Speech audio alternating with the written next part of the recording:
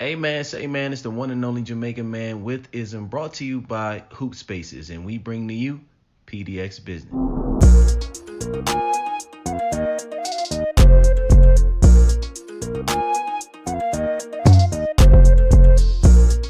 Hey man, say man, it's the one and only Jamaican man, back at it again with another episode of PDX Business. And this episode is entitled, should we say, and hold our tanks up high? It's a legit question. And this is the reality that we're facing here with our PDX business. We're at 13th right now in the West, 29 and 34, which is 15 and a half games back of first. Not catching that. We are 1.5 games back of the last play-in spot in the Western Conference at 10. According to Tankathon, because of our current record, we get to choose at 8, at 23 because of the Josh Hart trade, and 47 because of Cam Reddish trade. And now it seems that would be a bad situation, but this is the situation we work for given the current construction of the roster as well as injuries, which happened. At taping, Nurk is still out. Nasir returned prior to All-Star break, but he's still finding his rhythm. And Anthony twisted his ankle a few games back, came back 2 games later, but he can only give what his body is able to. So keep being strong, gentlemen. You're on the mend. Get back as soon as you can. Which brings me to the point of this video. We can only focus on what we can control. That being the healthy players on the floor and adjustments in minutes as well as philosophy when it comes to playing our best brand of basketball to make the season exactly what it should be, competitive. Now, I'm not saying that in the result of winning games because we haven't shown ourselves to prove that. But if we want to compete to be able to win and put ourselves in a position to go on a run to be able to get that 10th spot, some things we need to change. I'll focus on several players and using advanced stats to be able to help you understand why I feel like they should move out of the rotation or be introduced to the rotation. I'll also break down our overall advanced stats the entire season to basically let you know exactly where our offense is. Finally, after the video that I'll be showing you all of the Atlanta Hawks game, I'll let you know 3 particular players that I feel like we could plug in right away, have as assets, and be able to move or have a combination of players, whether that be the players we already have on our team or the players that we bring in our team to remain where I believe Joe Cronin is allowing us to be. Competitive and waiting for the right opportunity to pursue at least one championship opportunity before Dame retires, because that's what it's looking like right now. But without further ado, between me and you, let's get down to PDX business. Ism. What I appreciate right away is how formidable of an opponent the Atlanta Hawks are. They have exactly what we may not have at this time because of what I've already prefaced in the intro. But it didn't stop the following stats of holding true. Key stats from this game before I break down what we are seeing in this frame. We got up 87 shots. They got up 91, but they converted on 57% while we were 10% less at 47. We shot more threes than they did, obviously. Given the last video, I illustrated exactly how Dame contributes to a winning situation. So we get those shots up. We took 39 of those, but we only made 33% of that, whereas Atlanta, because of the construction of their offense and the talent that they have and the cohesion, but this is Quinn Snyder's first game. He's making an impact. I heard through the grapevine his first couple of practices definitely set the tone to, how they came out against us. And with 26 shots, they made 12, which put them at 46.2%, a balanced offensive, separation with shots. And you'll see in this video, just to get started, that fast breaks definitely did us dirty. But the turnovers were even. They had 4 more points in the paint. We had more steals and blocks than they did, and 11-7 to their 10-5. But what we have to figure out is how do we shore up Dame's production while not taking away the defensive culture that we were aspiring to have with the Robert Covington, Norman Powell roster, as well as what we've been building on since Jeremiah Grant has gotten here. And Nasir Little has taken a stride, then he got hurt, and now he's coming back to really apply that balance of this is our philosophy defensively, but we have people that we could count on offensively. And that leads me to why I feel like right off the bat Trendon Watford is playing too many minutes. Although his advanced stats show him to be a great playmaker in this offense, his physicality or lack thereof puts him in positions where, because Nurkic is out, he has to play physically in ways that his body isn't mature and maybe he doesn't have the IQ for it right now. And given that he's a third-year player, he's in a position where going forward, that may be something we have to consider moving on from.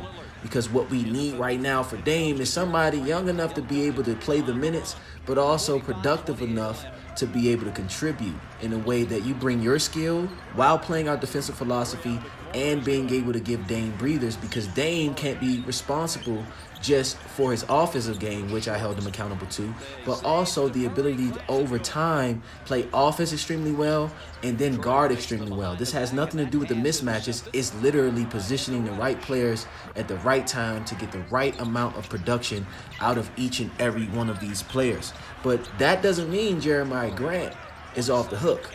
He had a great 10 to 15 games at the beginning of the season, but we haven't seen that get put together in the same way that we did at the beginning. Part of that is fatigue.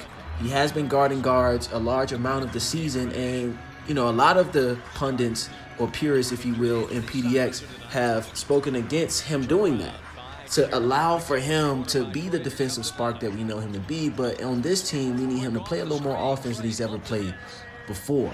But since we have this production and he's on the line for 120, without a recommendation from Dame, I think that is also something that we need to consider moving forward, especially given if we finish at 13, because that puts us in a position to pick 8th.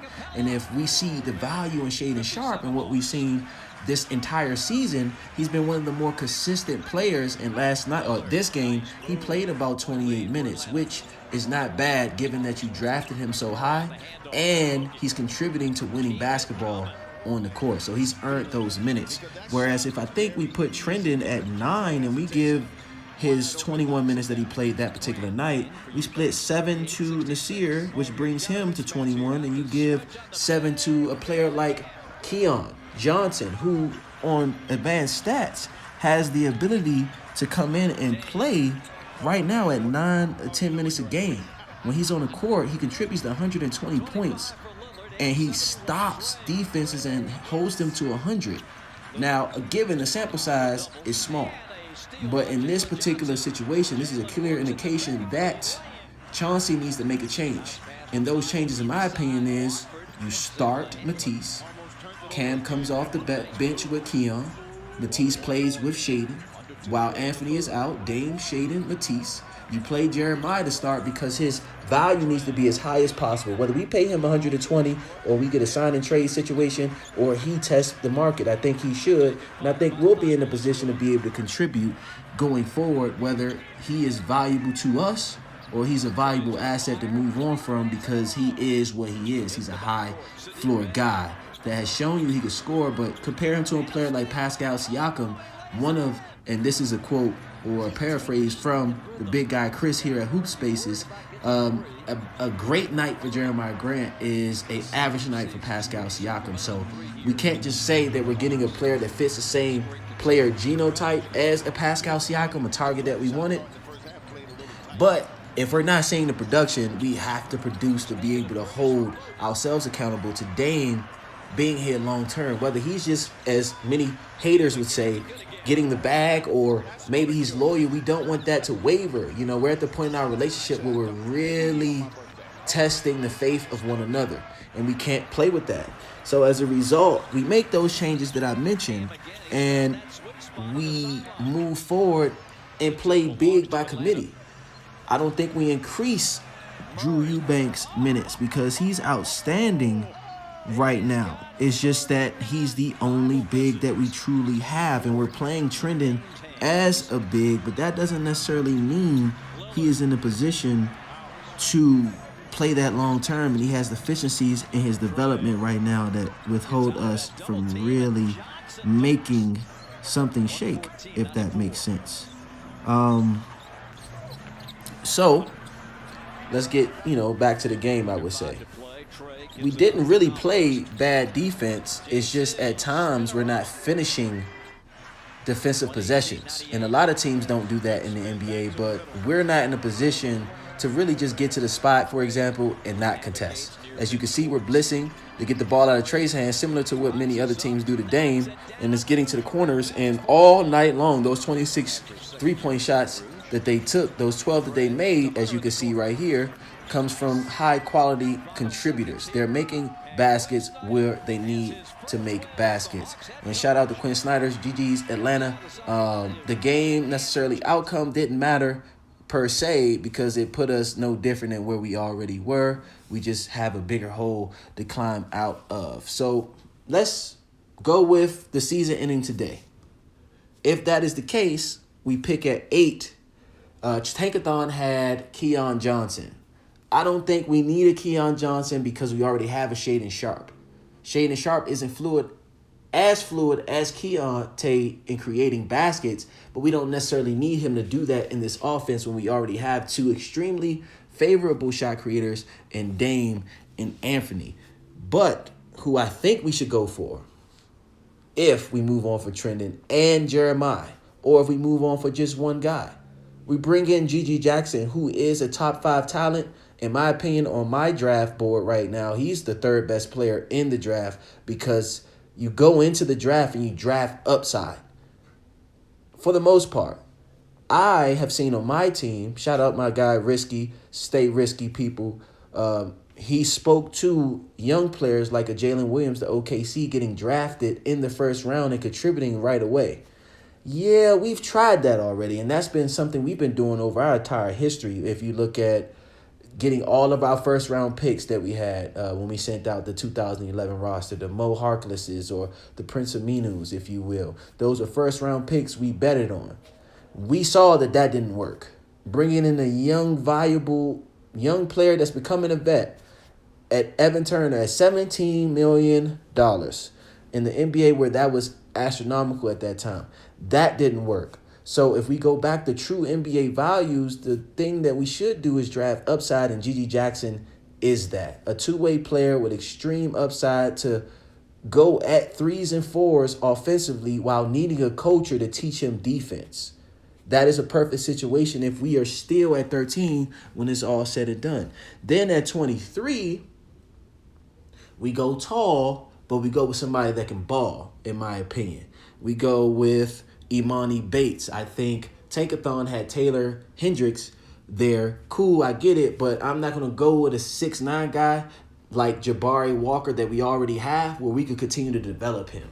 But what we can't develop is the talent that not only GG Jackson but Imani Bates has in the position that he has to prove himself. He comes in day one needing to make his 2nd contract. He doesn't have much wiggle room, so he's going to come in focused. I liken GG Jackson's game to a Josh Christopherson at the best possible level next year. He comes in, he's a true professional. He's a 1st-round talent. He's get drafted at the back of the 1st round because of the hit of the off-the-court so-called issues, if you will. But that's what we need from him if we are going to draft that player. And Josh Christopherson for Houston is a very valuable player for Houston and could be moved for even more value now. And Imani Bates could play that out as one of the best shot makers in the game. Now, that is different from a shot creator in Keontae George, but we need somebody. If we give you that rock, can you put 2 or 3 dribbles together to get to a spot and get a shot off like Shaedon has shown us to do so in a productive capacity? And last but not least, we have the 47th pick of the 2nd round. And I believe and agree with Tankathon that Tristan Vucevic, an international player, he's 7 foot, face up big, but he's girthy at the same time with beautiful feet, and he can put the ball on the floor in spurts. I liken GG Jackson to a Rasheed 3.0 because he can stretch the floor. He's extremely skilled for his size, but she couldn't guard 3s. GG Jackson has the upside to do so, where we would have a better high ceiling guy that we want in a trade target in Pascal Siakam, or a potential free agent pickup that we have in long-term signee in Jeremiah Grant. I think GG Jackson long-term will be better than both of them. And then Tristan Vucevic, he is a power forward Sabonis, if you will. From what I've seen in tape, he is not the legendary Adrevis. He is not as strong and burly as the Sabonis father-son combination at this time, but he brings enough girth to be able to hold the paint in the same way that Nurkic is doing at the 5, but at the 4. So if we have a lineup, for example, that at some time could be Dame, Anthony, Matisse, Gigi, Nurkic, Vucevic off the bench, Cam Reddish off the bench, Keon Johnson off the bench, and then you move Drew Eubanks off the bench going forward, that's more formidable of a situation to still be in position to make a quality trade for an impact player. And we have to just respect that last offseason and going forward, there may not be players that are of the veteran variety that we can pick up. But that doesn't mean with the current roster we have, we can't remain competitive. And in this climate of the NBA, how tough winning basketball games, especially in the West, is, we are still right there where we need to be. And in a game full of superlatives and emotions, we have to deal with reality. And that's what we do here at PDX. It is not the most desirable position to be in, but we've been better places. But we had to start here in order to get there. So that's what we're doing right here, right now. Until next time, I appreciate you for sticking around and understand that it's in you, not on you. Ism.